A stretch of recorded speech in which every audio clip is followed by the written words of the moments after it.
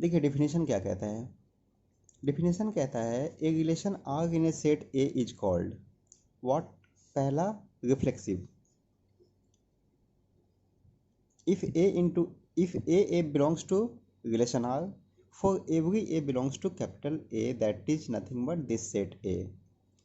देखिए यहाँ पे पॉइंट नोट करने वाला जो है वो हमारे पास कंडीशन क्या क्या है। पहला ये वर्ड एवरी।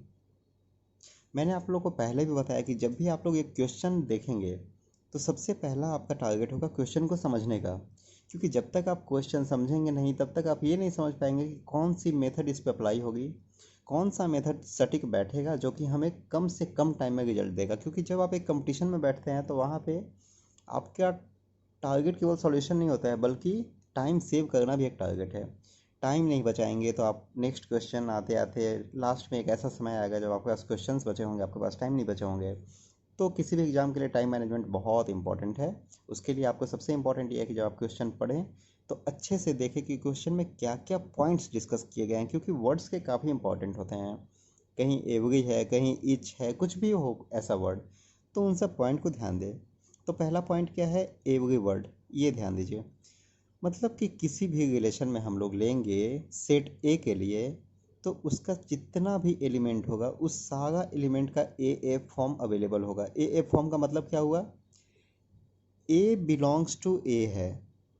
मतलब ए क्या है, ओ सॉरी, ए बिलोंग्स टू ए है, इसका मतलब क्या है कि ए एक सेट ए का कोई हिस्सा है। जैसे ए इक्वल टू अगर 1 2 3 4 है तो ए इक्वल टू क्या क्या पॉसिबल है, 1 हो सकता है, ए का वैल्यू 2 हो सकता है, ए का वैल्यू 3 हो सकता है, ए का वैल्यू 4 हो सकता है। तो हम लोग का ए क्या क्या बन जाएगा, तो 1 1 बन जाएगा।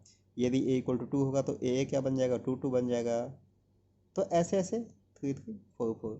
तो अब हम लोग समझेंगे कि ये आखिर रिफ्लेक्सिव कंडीशन है क्या, दैट इज रिफ्लेक्सिव रिलेशन। तो सबसे पहले देखिए हम लोग एक सेट लेते हैं, हम लोग इसे एक सेट के माध्यम से समझेंगे, वो तो समझना हम लोग के लिए आसान होगा। तो सबसे पहले एक सेट लेते हैं, वो है ए इक्वल टू 2579। 2579 एक सेट है। तो इस सेट के लिए सबसे पहले आपका क्या कंडीशन था, वो हम लोग ए इंटू ए निकाल लेंगे। हम लोग देखेंगे कि ए इंटू ए में एलिमेंट्स कैसे बन गए यहाँ पे। तो ए इंटू ए का जो एलिमेंट होगा इसमें वो क्या होगा, वो होगा 22 25 27 29 52 55 57 59 and then 72 75 77 79। after that 92 95 97 99। तो ये सब ए इंटू ए में सेट होंगे, जो कि ये सब वैल्यूज जो हैं वो किसी न किसी रिलेशन से हम लोग डिफाइन कर सकते हैं। तो चलिए हम लोग पहले समझते हैं रिफ्लेक्सिव रिलेशन को। तो पहला चीज़ क्या है, रिफ्लेक्सिव रिलेशन। अब हम लोग समझ चुके हैं एक बात कि ये कंडीशन देता है जो कि a belongs to R for every a belongs to A. तो देखिए रिफ्लेक्सिव रिलेशन क्या है, इसके बेटर अंडरस्टैंडिंग के लिए हम लोग एक एग्जांपल लेते हैं। वो एग्जांपल आपको एकदम सटीक बताएगा कि आखिर ये कैसे अप्लाई होता है, क्योंकि आपको एप्लीकेशन समझना भी काफ़ी इंपॉर्टेंट है। तो चलिए पहले एग्जांपल लेते हैं। लेट्स ऐसा रिलेशन दिया गया है 2255। तो क्या ये रिफ्लेक्सिव होगा। तो सबसे पहले हम लोग क्या बोले, एवरी ए, जबकि हम लोग के पास अभी ए पॉसिबल वैल्यूज क्या क्या है, ए का पॉसिबल वैल्यूज अभी हम लोग के पास है 2579। मतलब अकॉर्डिंग टू डिफिनीशन हम लोग का क्या कंडीशन होना चाहिए था, अकॉर्डिंग टू डिफिनीशन हम लोग के पास अवेलेबल होना चाहिए था 22 55 77 99। इसमें इसने कभी भी ये नहीं कहा कि इसमें से कोई भी दो हो अवेलेबल, कोई भी एक अवेलेबल हो, कोई भी तीन अवेलेबल हो तो वो रिफ्लेक्सिव होगा, नहीं। इस स्टेटमेंट में ये कंप्लीटली बोला गया है कि every word, that is the most important part of reflexive relation. इस रिलेशन का सबसे इम्पॉर्टेंट पॉइंट ये है, एवरी वर्ड। तो 2255 में क्या है, हम लोग के पास 77 नहीं है, 99 नहीं है, सो वी विल, हम लोग क्या कहेंगे, this is not reflexive. Second condition लेंगे हम लोग, आर इक्वल टू 22557799। अब इसको देखिए, इसमें क्या है, 22 भी अवेलेबल है, 55 भी अवेलेबल है, 77 अवेलेबल है, 99 अवेलेबल है। इसका मतलब क्या है, ये हमारे पास क्या है, रिफ्लेक्सिव रिलेशन। नेक्स्ट एग्जांपल लेते हैं, आर इक्वल टू 225577995795। अब देखिए यहाँ पे एक कन्फ्यूजन आपका होगा कि ये फिर से क्या है, रिफ्लेक्सिव है या नहीं है। तो सबसे पहला कंडीशन, रिफ्लेक्सिव का कंडीशन क्या बोला गया था, a belongs to R for every value of a that belongs to A. तो मुझे जो मतलब है वो बस इस बात से है कि ये वाला कंडीशन 22557799 अवेलेबल है या नहीं। तो ये इस कंडीशन में अवेलेबल है, देखिए 22 भी है, 55 भी है, 77 भी है, 99 भी है। अब सवाल ये है कि ये दोनों अवेलेबल है तो इसका क्या इफेक्ट है। तो हमें ये चाहिए कि ये सब अवेलेबल है कि नहीं। तो हाँ, ये सब तो अवेलेबल है। उसके बाद में चाहे यहाँ पे न जाने कितने भी कम्बिनेशन आ जाएं, 5795557799, कुछ भी आ जाए, 775599 तो यहाँ पे है, मतलब कहने का सेंस कि 2557 कोई भी एक सेट आ जाए, इससे मुझे कोई फ़र्क नहीं पड़ता है। बस मुझे ये चाहिए कि ये ए वाला कंडीशन अवेलेबल है, मीन्स 22557799 होने चाहिए। तो हाँ, ये सब है, बाकी ये दो एक्स्ट्रा है, कोई बात नहीं। ये क्या कहलाएगा हम लोग का, reflexive. It's okay. So next point, यहाँ पे रिफ्लेक्सिव ख़त्म होता है। रिफ्लेक्सिव को इतने एग्जाम्पल से समझना आसान है, बट हम लोग इसको और अच्छे से एक नए एग्जाम्पल लेके समझेंगे, उसमें आपको ज़्यादा क्लियरली समझ में आएगा। वैसे अभी तक आप ये तो समझ गए होंगे कि कोई भी कंडीशन जो कि रिफ्लेक्सिव रिलेशन है, उसमें जितने भी ए के कम्बिनेशन पॉसिबल हैं फॉर ए गिवन सेट ए, वो सभी कंडीशन अवेलेबल होने चाहिए। नेक्स्ट चीज़ क्या है, सेकंड,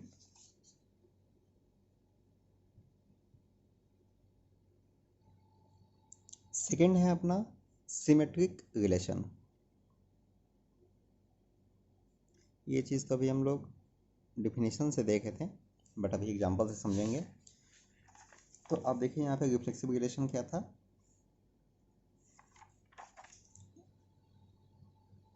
ओ सॉरी, ये तो यहाँ चला गया ना। तो रिफ्लेक्सिव रिलेशन कहता है, I am extremely sorry, that is symmetric relation. ये सिमेट्रिक कहता है कि if A1 A2 belongs to R implies that A2 A1 belongs to R for all A1 A2 belongs to A। तो कोई भी ऐसा कम्बिनेशन ले लीजिए A1 A2 का। अब सबसे इम्पोर्टेंट पॉइंट ये भी समझना है कि A1 A2 कहने का यहाँ एग्जैक्ट मतलब क्या है। तो ये तो खैर आप लोग समझते हैं, बट मैं एक बार अच्छे से इसको बता दूंगा वापस।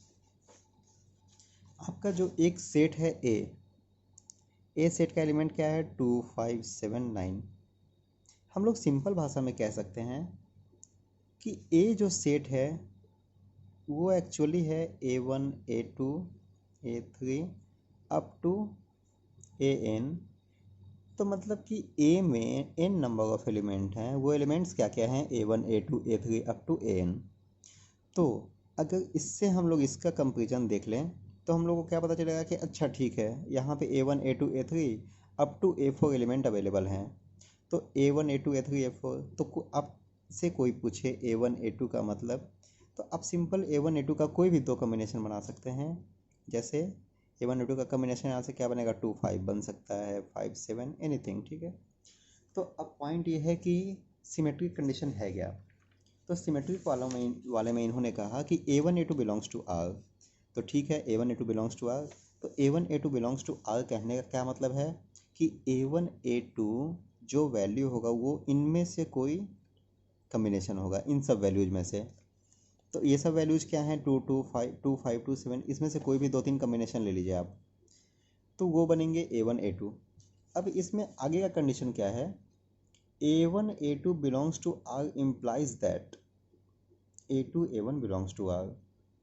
मतलब कि अगर इस कंडीशन में A1 A2 अवेलेबल है रिलेशन में, तो उसमें A2 A1 का होना मस्ट है। ठीक है, तभी हम लोग कहेंगे कि ये भी सिमेट्रिक कंडीशन है। लेकिन यहाँ पे देखिए एवरी वर्ड नहीं है, मतलब इसका कहना है कि कोई भी ऐसा कम्बिनेशन जो A1 A2 का हमारे सेट में अवेलेबल है, मतलब ये नहीं कहता कि A1 A2 के सभी कम्बिनेशन सब होने चाहिए, नहीं, जो कम्बिनेशन अवेलेबल है केवल वो। जैसे इस केस में था कि सब कम्बिनेशन होना चाहिए, लेकिन नहीं, सिमेट्रिक के केस में है कि जो भी कंडीशन अवेलेबल है सेट में, केवल उसके A2 A1 होने चाहिए। तो आइए इसको एग्जांपल से देखते हैं, तब ज़्यादा समझ में आएगा हम लोगों को। तो एग्जांपल लेते हैं। अभी हम लोग पढ़ रहे हैं सिमेट्रिक रिलेशन।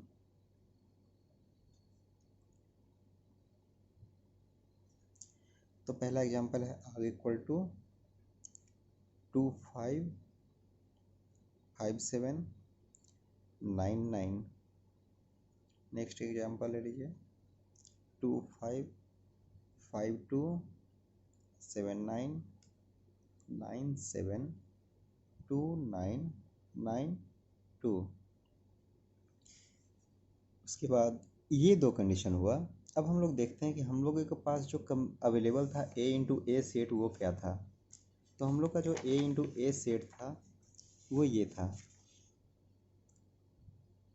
तो आप देखेंगे यहाँ पे कि जितने वैल्यूज हैं, जैसे 2 5 5 7 9 9, तो देखिए 2 5 5 7 9 9 सब इसी के A1 A2 वैल्यूज हैं, इसी के सब सेट हैं। ठीक है, तो 2 5 5 7 9 9, अब कंडीशन क्या कहता है सिमेट्रिक रिलेशन के लिए, वो कहता है if A1 A2 belongs to R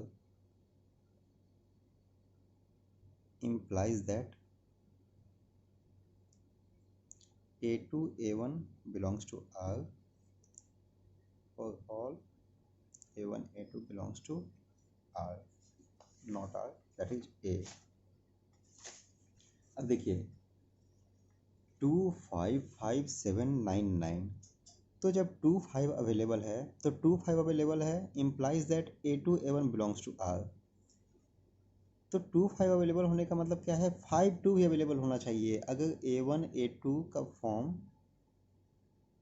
2 5 है, तो हम लोग का A2 A1 क्या होगा, ये होगा 5 2। तो इसका कहना ये था कि अगर 2 5 है तो इस कंप्लीट सेट में 5 2 भी होना चाहिए, 5 7 है तो 7 5 भी होना चाहिए, 9 9 है तो 9 9 भी होना चाहिए। तो देखिए जब भी आपका 9 9 1 1 2 2 इस टाइप का कम्बिनेशन होगा, तो वो खुद ही उसका A2 A1 अवेलेबल है। तो वैसे केस में आपको सोचना नहीं है, वो अवेलेबल है। बट इस केस में 2 5 5 7 का कोई भी इमेज अवेलेबल नहीं है, तो हम लोग सिंपल क्या कहेंगे कि ये नॉट सिमेट्रिक है। नेक्स्ट पॉइंट क्या है, 2 5 5 2 7 9 9 7 2 9 9 2। इस कम्बिनेशन में आप देखिए 2 5 है A1 A2, तो हम लोग के पास 5 2 क्या है, A2 A1। उसके बाद 7 9 है A1 A2, तो हम लोग के पास 9 7 क्या है, A2 A1। इसका जस्ट देखिए पोजीशन बदल के देखिए, 9 7 9 7 2 9 है तो 9 2, तो ये क्या होगा, सिमेट्रिक। नेक्स्ट चीज़ क्या है, नेक्स्ट एग्जांपल ले लेते हैं हम लोग, R = 2 5 5 2 9 9 7 7। तो देखिए 2 5 5 2 9 9 7 7, इसमें अब देखिए अब क्या इंपॉर्टेंट है, 2 5 है, इसका इमेज 5 2 अवेलेबल है अपने पास। 9 9 है, 9 9 का इमेज क्या होगा, 9 9 होगा। तो 9 9 का 9 9 होगा, तो 9 9 तो अवेलेबल है ही। तो ये ठीक है, according to condition condition satisfy होता है। सिमिलरली 7 7 है तो 7 7 भी अवेलेबल है, तो ये क्या होगा, केस सिमेट्रिक।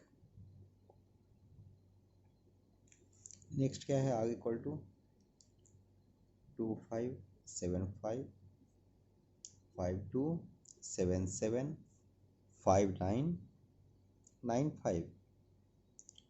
इस कंडीशन में देखते हैं क्या है, 2 5 है, 5 2 है, 7 5 है। 7 5 है तो 5 7 अवेलेबल नहीं है हम लोग के पास। 7 7 है तो ठीक है, 7 7 का पोजीशन बदलने पे 7 7 ही बनेगा। 5 9 है, पोजीशन बदलने पे 9 5 बनेगा।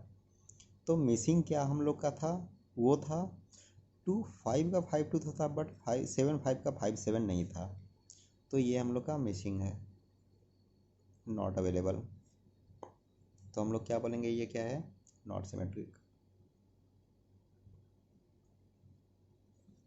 नेक्स्ट चीज, थर्ड रिलेशन में आते हैं हम लोग।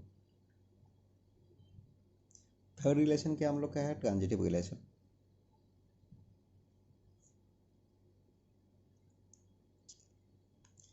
तो आप लोग, मुझे उम्मीद है कि आप लोग ये दोनों समझ गए होंगे, रिफ्लेक्सिव एंड सिमेट्रिक रिलेशन क्या है।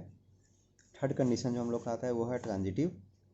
तो ट्रांजिटिव का कंडीशन देखिए, यहाँ पे क्या बोला गया था ट्रांजिटिव के लिए। ट्रांजिटिव के लिए बोला गया था, if A1 A2 belongs to R, if A1 A2 belongs to R and, याद कीजिए ये एंड है, मतलब कि ये है तो ये होना मस्ट है। यहाँ पे और होता तो मस्ट नहीं था, बट यहाँ पे एंड है। तो एंड है तो A1 A2 है and A2 A3 belongs to R, मतलब दोनों यदि अवेलेबल हैं तो कंडीशन देखिए यहाँ पे अच्छे से ध्यान दीजिएगा, ये बहुत इंपॉर्टेंट टॉप पॉइंट है ट्रांजिटिव। इसमें आपको थोड़ा कन्फ्यूजन वाला पॉइंट एक दो आएगा, बट आपको समझना है कि कंडीशन एग्जैक्टली है क्या। ये कहता है कि यदि A1 A2 अवेलेबल है एंड A2 A3 भी अवेलेबल है, तो ये इससे ये दोनों अवेलेबल होगा तो ये implies that A1 A3 also belongs to R, मतलब अगर ये दोनों अवेलेबल है तो A1 A3 भी अवेलेबल होना चाहिए। ठीक है, तो ये कंडीशन सेटिस्फाई होना चाहिए। तो ट्रांजिटिव रिलेशन हम लोग क्या देखेंगे, सबसे इंपॉर्टेंट जो रिलेशन का टाइप है।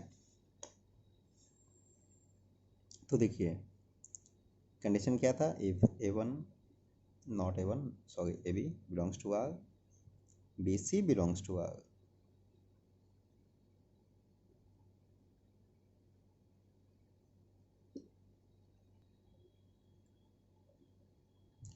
तो डिस्कशन है third point, transitive relation.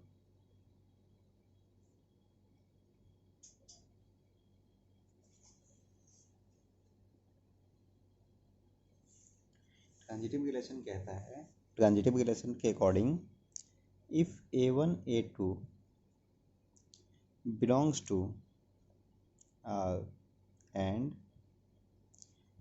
A2 A3 belongs to R, implies that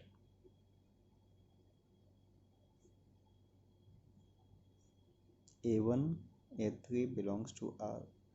मतलब इसका कहना है कंडीशन ये कि A1 A2 अवेलेबल है एंड A2 A3 अवेलेबल है, तो A1 A3 वहाँ पे अवेलेबल होगा तब हम लोग ट्रांजिटिव कहेंगे। तो पहला एग्जांपल लेते हैं हम लोग, आर इक्वल टू 2 5 5 9 2 7 7 9। तो 2 5 5 9 2 7 7 9 इस कंडीशन में चेक कीजिए, 2 5 अवेलेबल है तो ये क्या है, A1 A2 मान लीजिए। A1 A2, A2 का सेकंड एलिमेंट क्या है, सेकंड एलिमेंट A2 क्या है, 5, मतलब जो नेक्स्ट A2 A3 होगा उसका फर्स्ट एलिमेंट क्या होगा, 5 होगा, 5। तो देखिए 5 का एलिमेंट कौन सा नेक्स्ट है, ये 5 9। ठीक है, तो ये कम्बिनेशन देखिए A1 A2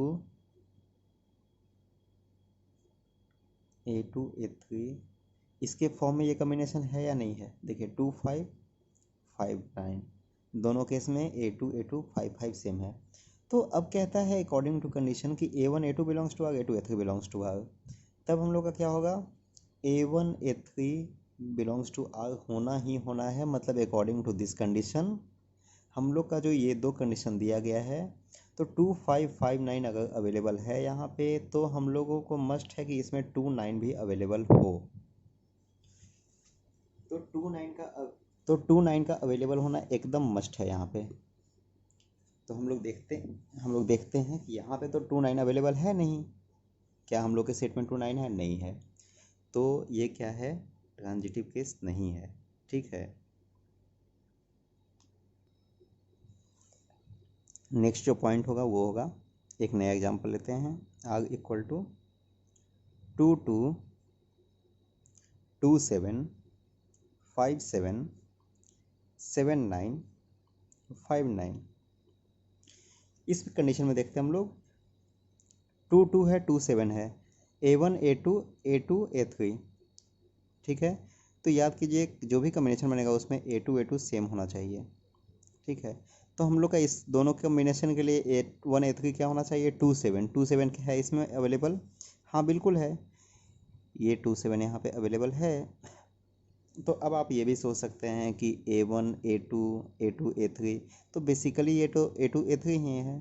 तो ऐसे केसेज, कॉमन केसेज कभी कभी आते हैं, उसका मेन वजह होता है ये जो आपका A2 वैल्यू है वो A1 वैल्यू के इक्वल है।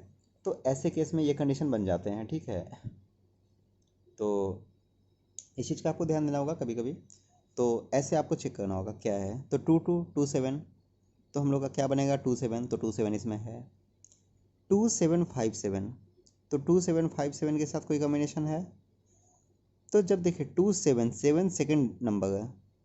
ठीक है, 7 सेकेंड है, 7 से स्टार्ट होने वाला कोई डिजिट है यहाँ पे? 79 है। ठीक है, तो 79 है, 2779, ये एक कॉम्बिनेशन बना हम लोग का। तो इस कॉम्बिनेशन में देखिए 2779 कॉम्बिनेशन का रिजल्टेंट क्या होगा? दैट इज, मतलब 2779 का जो कॉम्बिनेशन बनेगा उसमें अकॉर्डिंग टू ये कंडीशन के A1 A3 होना चाहिए, दैट इज 29 होना चाहिए। बट देखिए 29 हम लोग के कॉम्बिनेशन में है, नहीं है। सिमिलरली 5779 लीजिए, 5779 लीजिए, तो हम लोग का क्या होना चाहिए कंडीशन फाइनल? वो होना चाहिए 59। A1 A3 59, देखिए 59 अवेलेबल है, बट हम लोग के पास 2779 कम्बिनेशन में 29 अवेलेबल नहीं है। तो हम लोग क्या बोलेंगे? Not transitive. ठीक है, अब कोई एक नया कम्बिनेशन लीजिए, वो सिंपल ले लीजिए, 2227 ले लीजिए, और इसी में आप कह दीजिए कि 79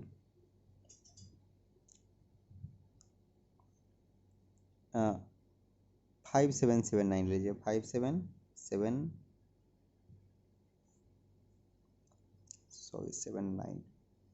उसका वजह बताता हूँ, 7927। देखिए 2227 मिलके कम्बिनेशन क्या बनाएगा? 2227 मिलके 2 है तो 27 है, तो हम लोग का फाइनल क्या होना चाहिए? इसमें अवेलेबल होना चाहिए 27। अभी तो आपको बताया कि 27 अवेलेबल है, तो ये कम्बिनेशन तो सेटिस्फाइड है।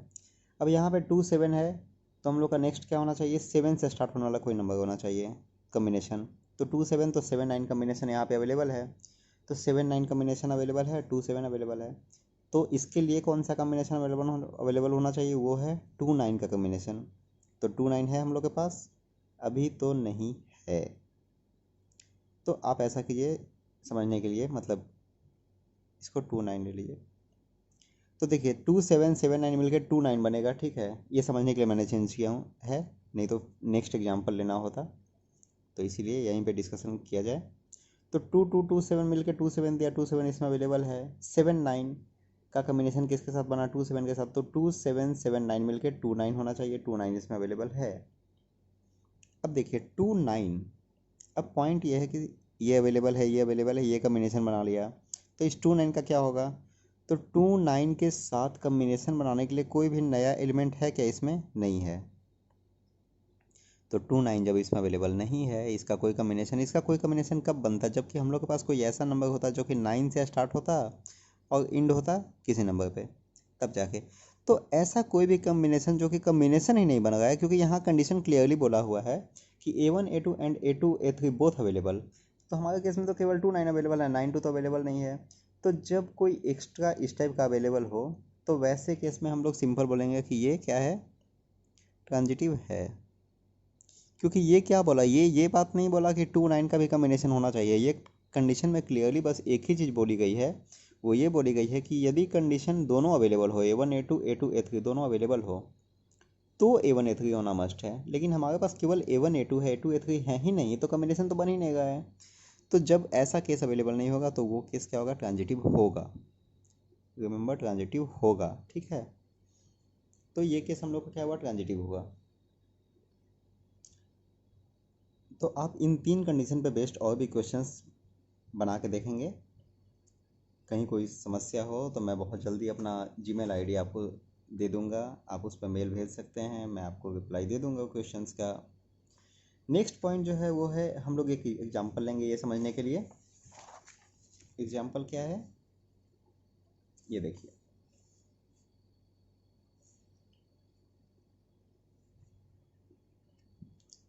तो अब हम लोग एक एग्जांपल से समझेंगे। एग्जांपल क्या है, let T be the set of all triangles in a plane with capital R is a relation in T given by। तो देखिए आंसर पहले समझेंगे स्टार्टिंग से, एक पॉइंट को पढ़ना है। Let T be the set of all triangles, ठीक है। तो टी कोई एक ऐसा सेट है जिसमें ट्रायंगल्स क्या क्या हैं, T1 T2 T3 T4, let say up to Tn। All triangles in a plane with relation, relation क्या दिया गया है इसके लिए, T1 T2 T1 is congruent to T2 so that origin equivalence relation। अब यहाँ पे आपके लिए दो नए चीज़ आए हैं। पहला इक्विवेलेंस रिलेशन, दूसरा क्या आया है, कॉन्ग्रुएंट। तो देखिए मैंने आपको जानबूझ के पहले इक्विवेलेंस रिलेशन नहीं बताया था, क्योंकि यहाँ बताऊँगा तो वो आपके माइंड में हमेशा के लिए कॉपी हो जाएगा।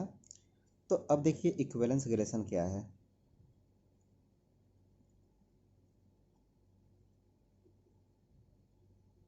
तो ये कहता है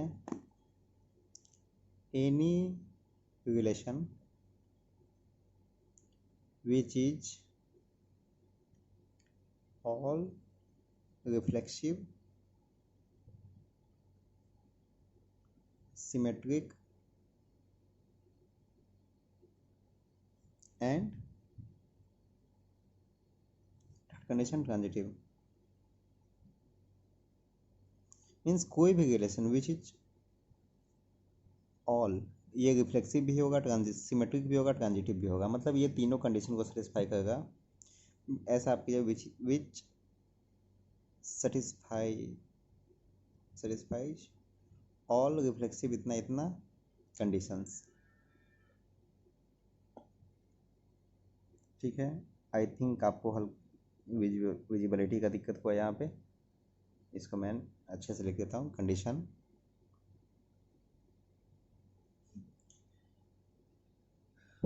तो कोई भी रिलेशन जो कि रिफ्लेक्सिव भी है, सिमेट्रिक भी है, ट्रांजिटिव भी है, तब हम लोग क्या बोलेंगे, वो क्या है, वो है हम लोग का इक्विवेलेंस रिलेशन। तो इक्विवेलेंस रिलेशन का कंडीशन क्या हुआ, ये तीनों होना चाहिए। नेक्स्ट क्या है, अब आते हैं हम लोग क्वेश्चन पे। तो ये आप एकदम इम्पॉर्टेंट है, ये बहुत इंपॉर्टेंट है, नोट कीजिएगा कि इक्विवेलेंस रिलेशन है क्या। तो